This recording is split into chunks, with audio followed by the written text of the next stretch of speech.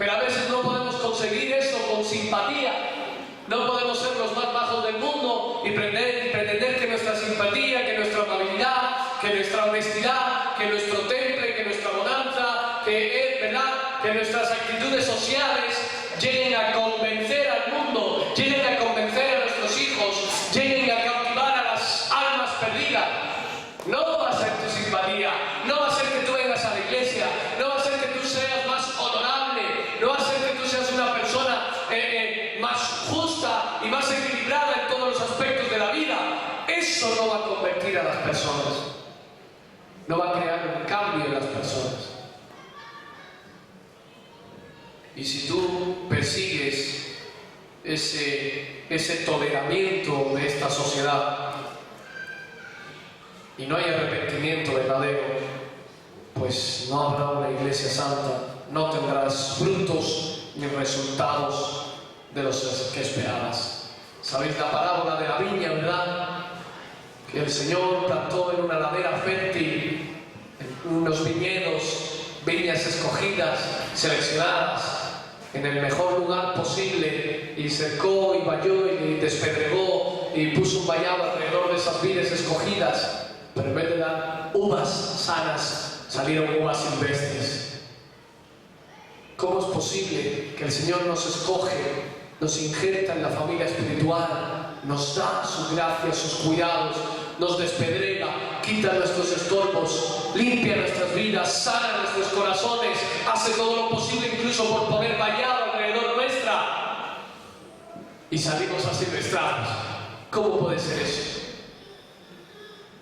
Pues hermanos, si no hay un verdadero arrepentimiento de corazón, si no seguimos la palabra de Dios al pie de la letra, si no seguimos conforme el Señor busca a sus hijos en santidad y en fe, pues al final saldremos asilvestrados. Por muy majo que seas, por muy simpático que seas, por muy honorable.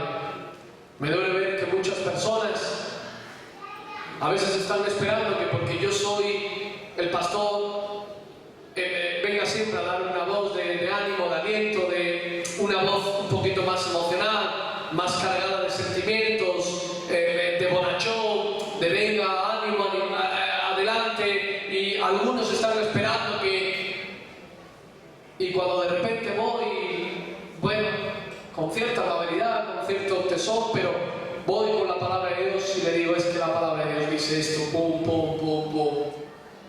Y de repente hay algunos que estaban esperando que bueno, que yo fuese con cierta amabilidad, con cierto respeto y con ciertas palabras persuasivas, y voy con la palabra de Dios, pues algunos se rompen, se desquebrajan, empiezan a tener malos pensamientos contra mí, o contra el hermano, o contra el ministerio, contra la iglesia, y abandonan porque no soportan la verdadera palabra, porque nunca han digerido la verdadera palabra. Hermanos, la verdadera palabra no te va a dejar ahí a gustito. Si tú quieres estar bien a gustito, pues a lo mejor estás más a gustito con tu braserito y tu almohadita y tu mantita en casa y viendo una peli y estás ahí a gusto. Pero la palabra de Dios no te va a dejar indiferente. Tratará tu vida. Tratará tu vida. Amén. Dice la palabra del Señor que el que edifica su casa en las palabras del Señor edificará sobre la roca. Y debemos pensar en qué tipo de hijos traemos, creamos o somos, si hijos espirituales o si somos hijos moabitas, hijos amonitas. Es una reflexión profunda y fuerte, hermano, pero no podemos estar en la tesitura de que por la necesidad de la iglesia, para que a lo mejor la iglesia crezca, que veo aquí muchas butacas vacías. Me encantaría ver las 300 o las 250 butacas que hay aquí llenas y a tope, una iglesia ahí poderosa y gloriosa, y me encantaría verlo. Y espero que el Señor me dé gracia y nos dé gracia a cada uno de nosotros para que pueda seguir creciendo. Pero no podemos, por querer ver resultados prontos, rápidos, realizar fórmulas mágicas o por favorecer a las personas, tener una procreación de amonitas y de moabitas, tener una mala procreación. No podemos, por querer convencer a la gente y por querer ser más amables con ellos, traerles un evangelio light, practicar un evangelio superficial.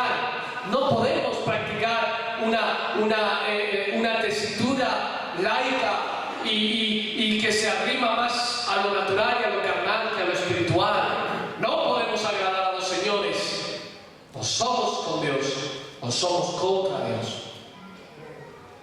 Hermanos, tenemos que tener muy clara nuestra identificación y tenemos que tener muy claro que no podemos favorecer a los demás. No vale todo. Lo importante es que tu palabra, que tu vida esté hecha con la palabra de Dios. Que cada palabra que tú recibes, hermano, y tú lees la palabra en tu casa, y tienes tus devocionales, y tienes tu intimidad, y tienes los cultos, y tienes momentos donde recibes la palabra. Pero no puedes desprenderte de la palabra como si no surgiese efecto. Como si dentro de media hora se te olvida esta palabra. ¿Dónde está tu interés en recibirla, en abrazarla, en intimar con la palabra de Dios, en decir esta palabra es mía y hace su efecto en mi vida? Ese es el quid de la cuestión. No podemos seguir llevándonos por emociones, por sentimientos. Si tú a veces tienes a tu hijo y quieres convencer a tu hijo, o tienes a tu hermano, o tienes a tu padre, o tienes a un conocido y quieres llevarle al convencimiento de la palabra del Señor, y tratas de decirle con palabras persuasivas: mira, es que si tú vas por este camino es un camino de maldad, es un camino de pecado, es un camino que tal, pero oye, si tú crees en Dios, pues puede ser mejor para tu vida, y bueno, puedes cambiar ciertas rutinas de tu vida y puedes mejorar. Si intentas dar palabras persuasivas al hombre, no surgirá el efecto. Algunos se ven incluso un poco persuadidos por esas palabras y un poco arrastrados y un poco forzados, pero si no está la palabra del Señor, si no le dices a esas personas, a esos hijos, a esos hermanos, a esos padres, a esos amigos, así dice el Señor, esta es la palabra de Dios, puedes aceptarla o puedes denegarla, puedes decir creo en ella o puedes decir no creo en ella, pero así dice el Señor. Y esa es la palabra que tiene que ser firmada, sellada en nuestros corazones. Si leemos la Biblia desde el Génesis, el Éxodo, etcétera, etcétera, y vamos viendo cómo los moabitas y los amonitas todo el tiempo en el Antiguo Testamento, en el pueblo de Israel, son los enemigos del pueblo de Israel, pero los mayores enemigos del pueblo de Israel, y los enemigos más feroces, los enemigos más agresivos que habían salido del mismo Israel. Y por eso tenemos que tener cuidado. No vaya a ser que nos encontremos pues algunos que aparentemente estaban ahí y que parecían buenas personas y luego se convierten hasta en nuestros enemigos. Hermanos, si tú quieres ver a una persona realmente cambiada, esa persona se va a ceñir a la palabra de Dios y va a vivir conforme a la palabra de Dios. No se va a ir ni a izquierda ni a derecha. Mira, así dice la iglesia, así dice el pastor, así dice nuestra denominación, así dice nuestra estructura cultural, social, así dice la moralidad, así dice... No, mira, esta es la palabra de Dios, esto es lo que yo sirvo y sigo. Amén. Nos ha pasado muchas veces eso en nuestro ministerio, que hemos visto personas que han pasado hasta años y años en nuestro ministerio y luego se han convertido en enemigos. Tenemos ahora mismo claros ejemplos de algunas personas que han estado en nuestro ministerio testificando, evangelizando por las calles, en campañas, en iglesias, con montones de responsabilidades, y hoy en día están haciendo daño a la iglesia del Señor, a los siervos de Dios. Y están alzando sus voces contra la iglesia de Dios, contra los siervos del Señor. ¿Cómo es posible? Pues sí, hermanos, si no está bien afirmada la palabra de Dios en nuestras vidas, podemos llegar a ese punto. Pero ¿cuál es el error, hermanos? ¿Cuál es el error? Yo pienso un poquito cuál es a veces el error, porque podemos llegar a ese punto. Y sabe, yo reflexiono un poco y digo, Señor, a veces es que nosotros queremos hacer tu obra. Estamos nosotros queriendo hacer lo que tú debes hacer, de una manera magistral, de una manera espiritual, de una manera suprema, desde el reino de los cielos. Y queremos hacer lo que tú haces. Queremos quitarte la autoridad, quitarte el control, quitarte el gobierno y de repente hacerlo nosotros. Y por eso levantamos estructuras y levantamos formatos y levantamos religiones y levantamos voluntades humanas, quitándole el gobierno al Señor y pensando que nosotros queremos hacer todas las cosas a costa de todo. Pero dice la palabra que es solo a través de la roca. Dice la palabra del Señor que el que no cayere sobre la roca, ¿qué le pasará? No, el que no cayere sobre la roca, ¿por quién? Por la roca. El que no cayere sobre la roca, dice la palabra del Señor, que la roca caerá sobre él y le aplastará. Hermanos, si no caemos sobre la roca, si no estamos edificando nuestra vida sobre la roca, que es Jesucristo mismo, si no edificamos en el Señor claramente, y edificamos en la religión, y edificamos en las costumbres, y edificamos en nuestras creencias personales, y damos prioridad a nuestra familia, y damos prioridad a nuestros negocios, y damos prioridad a nuestra agenda, a nuestras actitudes, a nuestras conveniencias, a lo que favorece en mayor medida nuestra vida personal. Si seguimos en pos de eso, la roca caerá sobre nosotros y nos desmenuzará, nos aplastará. Así de clara es la palabra, hermanos. Solo es por medio del quebrantamiento. Solo es por medio del quebrantamiento. Me duele ver como muchas veces en nuestro ministerio en Remar hay muchos chicos que pasan y pasan y pasan y pasan, pero nunca terminan de quebrantarse. Conocen la religión, conocen Remar, conocen la iglesia, conocen la estructura, pero nunca llegan al punto de quebrantamiento. Del quebrantamiento del Espíritu de Dios, que trae convicción de pecado, que trae un renuevo espiritual, que cambia profundamente las vidas. Y me duele ver eso, de que muchos pasan y pasan y pasan y pasan por Remar, a veces por la iglesia, y pasan y pasan y pasan, pero nunca hay un verdadero quebrantamiento. Y solo es por medio de ese quebrantamiento que podremos ser hijos espirituales en el Señor, que podremos edificar nuestras vidas sobre la roca, no siendo aplastados. Sí, el plan de Dios es levantar tu casa, tu hogar, esta iglesia. El plan de Dios es levantar a la iglesia, pero a través de hombres santos, de hombres temerosos de Dios, de hombres injertados en su palabra, no de hombres llenos de sentimientos, de emociones, de naturalidades humanas, de tolerar y tolerar y tolerar el mundo, y tolerar las consecuencias del mundo, y tolerar la asistencia humana, tolerar todo lo que dice a veces la familia. Algunos prefieren obedecer a la familia porque para ellos la familia es sagrada antes que la voluntad de Dios, y se van en pos de los sentimientos. Dice la palabra del Señor, antes leíamos que las hijas de Lot emborracharon a Lot. Y a mí me resulta la parte de emborrachar es ¿dónde se emborracha mayormente la gente? Bueno, en el bar y en las fiestas, ¿no? La verdad que cuando voy a discotecas es lo que ves por las teles, pero donde se cogen las cogorzas miles y miles y miles y miles y miles y miles, hay en las fiestas, la fiesta, ¿verdad? Y ves todos los festejos españoles, todas las fiestas nacionales y locales y comunitarias, y todas las fiestas, ¿cómo termina la gente? O sea, si no hay el mini en una mano y el cubata en el otro, no hay fiesta. O sea, emborrachándose. Pero es que espiritualmente, hermano, quiero que disiernas esto, que para muchos la iglesia es una fiesta, pero una fiesta para emborracharse, una fiesta para tomar del vino de las emociones, no del vino de Dios, sino del vino de las emociones.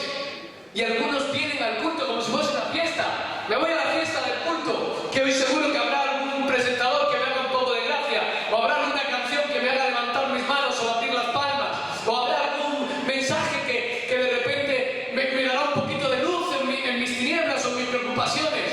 Me voy a la fiesta, a ver si me emborracho de las actividades cristianas.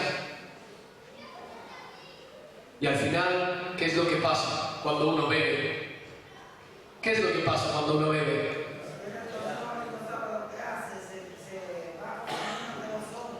Pierdes el control, no tienes la noción ni del tiempo, ni del lugar. Dice que Lot, después de que estaba borracho, venían sus hijas a acostarse con él y ni se enteraba, ni cuándo había entrado su hija, ni cuándo había salido.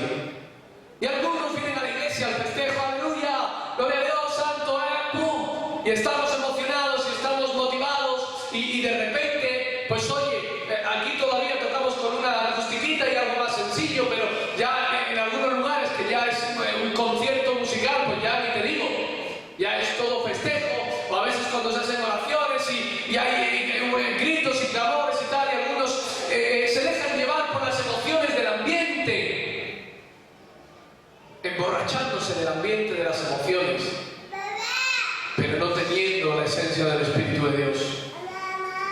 Y eso es un problema. Dios no quiere afirmar su palabra en emociones espirituales.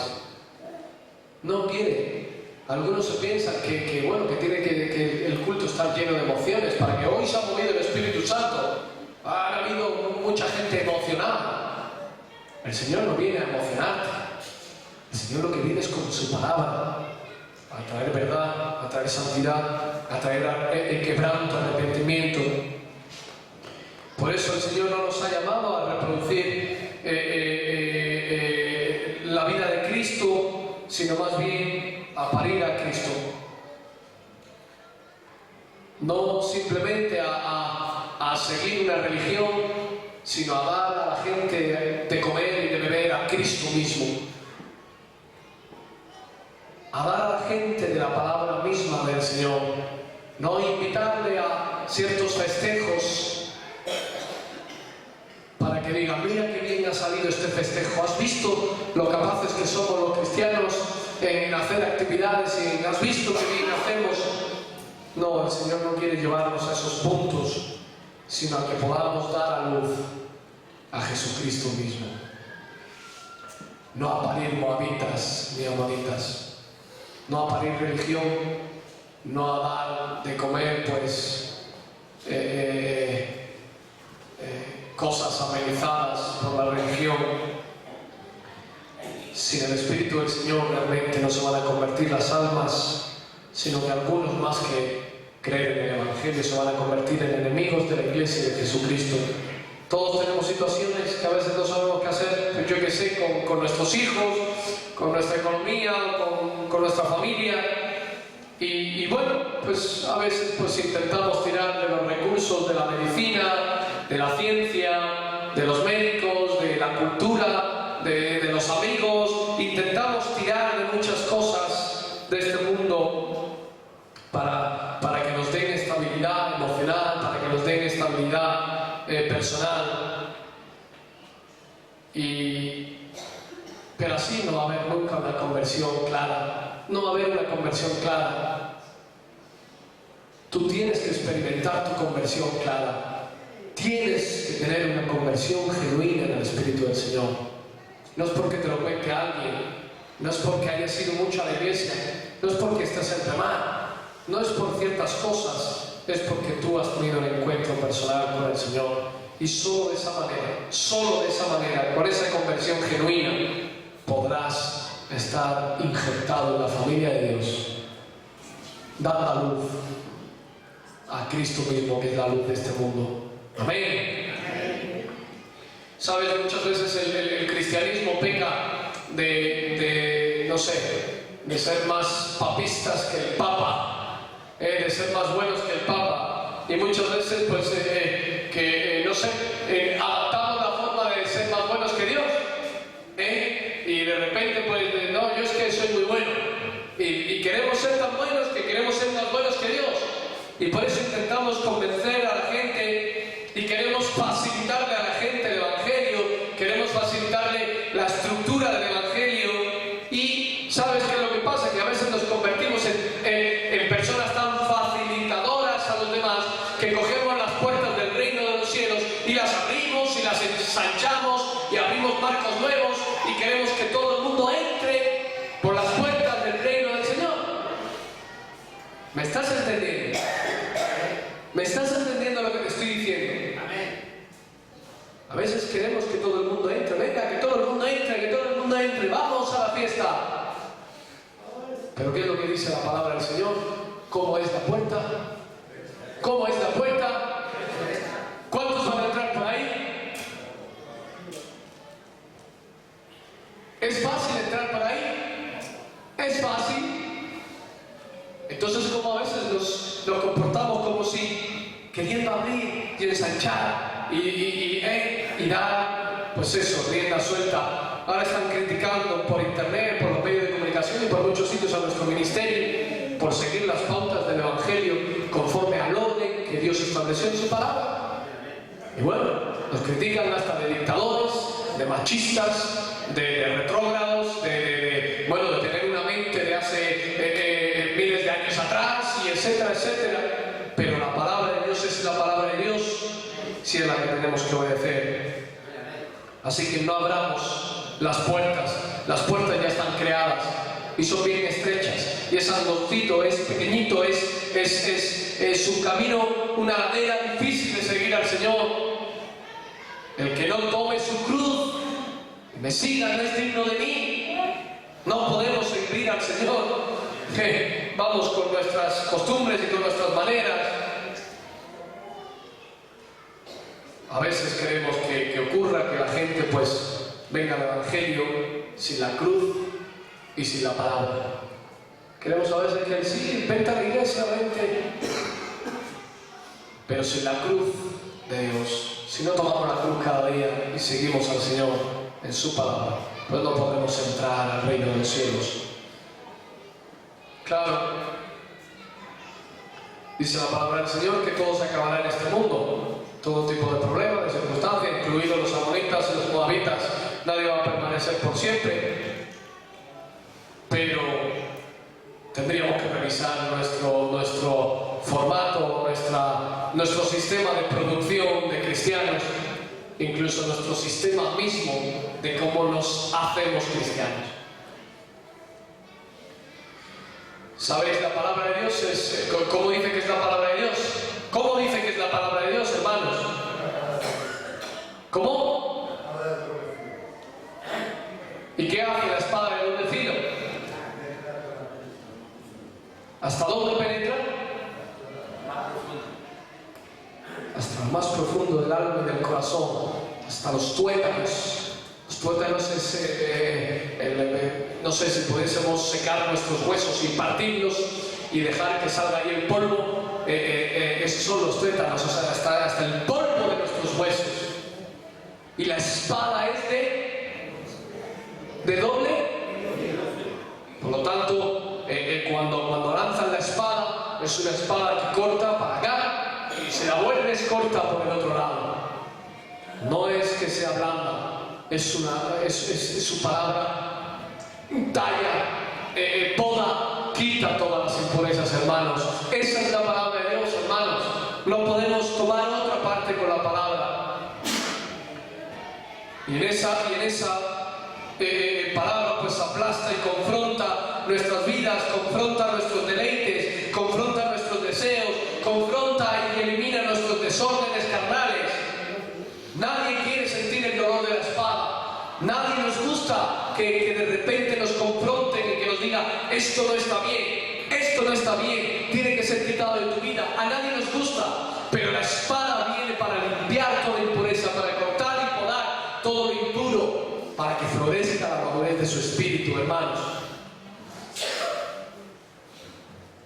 Y yo sé que a mí me lleva muchas veces el Señor a tener que hablar con unos y con otros. Y algunos, pues, tengo que usar la espada del Señor. Y muchos no quieren escucharlo. Enseguida cuando me vienen a criticar a alguien, no, es que Pepito, y cuando ya cambio la conversación y digo, no vamos a hablar de Pepito, vamos a hablar de ti, porque tú me vienes ofendiéndote por un hermano. Pero vamos a ver qué hay que cortar en ti para que puedas amar a tu hermano. Y algunos ya cuando dicen, pues yo pensaba que me ibas a dar la razón y me la estás negando, pues, y algunos se duelen y crean enemistades. Pero hermanos, la palabra viene a cortar todo lo malo para que pueda haber un verdadero crecimiento. Dice la palabra del Señor que maldito el hombre que detiene de la sangre de la espada. ¿Por qué? Porque la espada está para cortar, hermano, la espada está para cortar, la palabra de Dios está para que nos confronte, hermanos. De verdad, no quiero alargarte la tarde, quiero que entiendas y disciernas que la palabra de Dios está para tratar nuestras vidas, hermanos. Que podríamos tener una iglesia muchísimo más fructífera, santa y llena del amor de Dios si dejásemos que la palabra de Dios viniese a tallar y a cortar, si verdaderamente hubiese un quebrantamiento, un arrepentimiento de muchas áreas que en nuestra vida no están correctas. Porque claro, la palabra no viene para que digas tú, uy, qué a gusto se está aquí. La palabra por norma general viene a confrontar nuestra vida, a quebrantar, a traer arrepentimiento y nos desnuda. La palabra del Señor nos desnuda delante de Dios y quita el pecado. Y a veces pues queremos utilizar los caminos de Dios o la palabra de Dios como si fuese una autopista de todo fácil, que puedes acelerar y que puedes hacer lo que te dé la gana, en vez de como un camino estrecho por senderos que tienes que quitarte los lastres, tienes que soltar tu petate, tienes que soltar tus vicios, tus enemistades, tus rencores, tus vicios personales, tienes que soltar todas las cosas para seguir en ese camino estrecho. El ejemplo de Jesús es que él no ponía las cosas fáciles, él no era un facilitador para que muchos creyesen en la palabra. Jesús vino en medio de la religión, vino en medio de muchísimos que creían en el reino de los cielos, pero que habían adoptado una forma religiosa y se condenaban a sí mismos, y Jesús venía para romper con toda esa religiosidad. Y por eso le decía, el que no se niegue a sí mismo y tome su cruz y me siga, no es digno de mí, no puede entrar en el reino de los cielos. Jesucristo mismo decía, yo no tengo donde repostar mi cabeza. O sea, como diciendo, a mí este mundo, pues, Dios, Jesucristo no era un